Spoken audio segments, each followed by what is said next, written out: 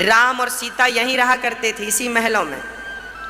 पर राम के जाने के बाद इस महल पर उनके बेटे कुश ने राम और सीता की जो मूर्ति बिठाई थी वो यही मूर्ति थी कुश की बिठाई हुई। ये वही प्राचीन मूर्ति है। ये फिर द्वापर युग आया तो द्वापर में भगवान श्री कृष्ण ने कनक भवन का मंदिर बनवाया, स्वयं अपने हाथ से कृष्ण ने बनवाया। और कृष्ण ने जो मूर्ति बिठाई थी वो ये नीचे बैठी है, वो ये नीचे बैठी। ये कनक भवन को ध्यान से देखना है कि नीचे भी मूर्ति हैं। ये राम, ये सीता, ये छोटी सी रखा। फिर आक्रांत आए कलयुग में, फिर मंदिर को तोड़ दिया। मुगल आए, सारी मूर्तियां तोड़ दी।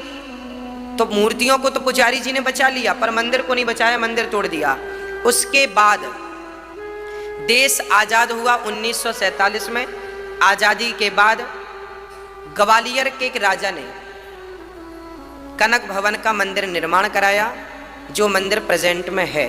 और उस मंदिर में फिर ये रामकृष्ण को इनको कनक बिहारी जी को बिठाया गया। फिर इनके साथ ये प्राचीन मूर्तियां भी रखी गईं ताकि भक्त इनका भी दर्शन कर सकें। तो कनक बिहारी जी में 3 राम और 3 सीता हैं।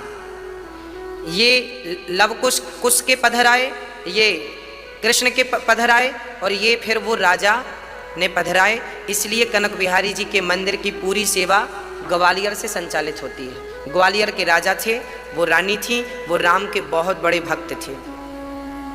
राम ने उन्हें कहा था सपने में कि तुम हमारे लिए मंदिर बनाओ, और ग्वालियर के राजा ने मंदिर बनाया। तो ये मंदिर जो है वहाँ के ट्रस्ट से जुड़ा हुआ है, वहाँ के पुजारी, वहाँ के ट्रस्ट को समर्पित है ये मंदिर। ठीक है, ये कनक बिहारी जी की जानकारी है। बोलिए कनक बिहारी सरकार की जय।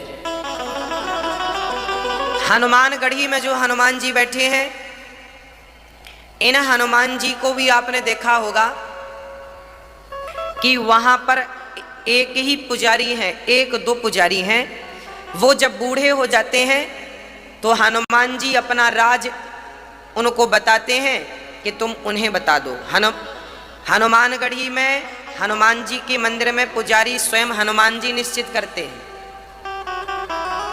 हनुमान जी जिसको आदेश करेंगे वही पूजा करेगा। स्वप्न में हनुमान जी सारी बात बतला देते हैं, वही मेरी पूजा करेगा जब तक चाहेगा। तो वहाँ का जो राज है हनुमानगढ़ी का, कहते हैं वो हनुमान जी का जो केवल मुंह आपको दिखता है ना, वो प्रत्यक्ष हनुमान जी हैं। वो नीचे पूर्ण रूप से प्रत्यक्ष हनुमान जी वहाँ बैठे हैं।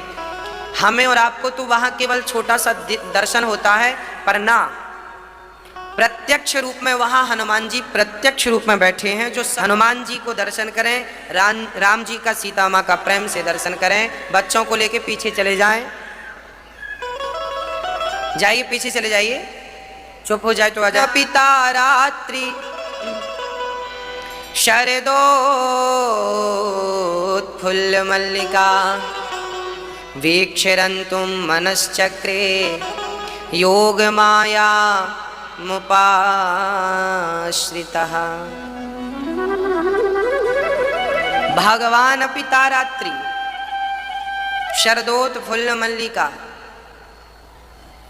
भगवान, हाँ अच्छा, भगवान की 8 सखियां हैं।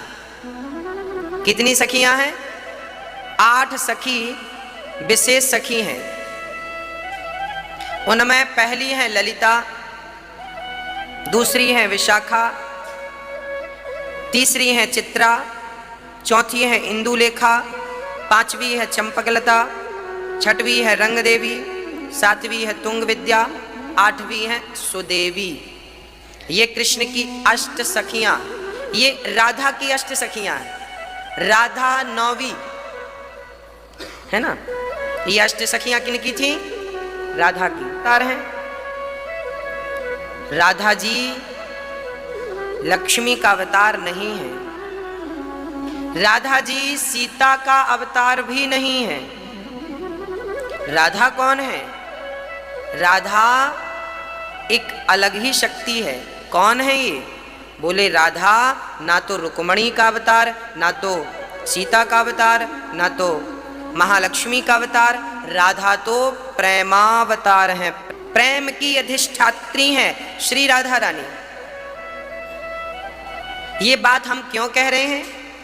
क्योंकि कोई आपसे पूछा कि प्रेम की परिभाषा क्या है, तो शब्द तो होंगे नहीं, तो कह देना कि राधा ही प्रेम की प्रतिमूर्ति है। राधा कौन है? प्रेम की प्रतिमूर्ति है। जो प्रेम है वो प्रेम ही राधा के रूप में उपस्थित है।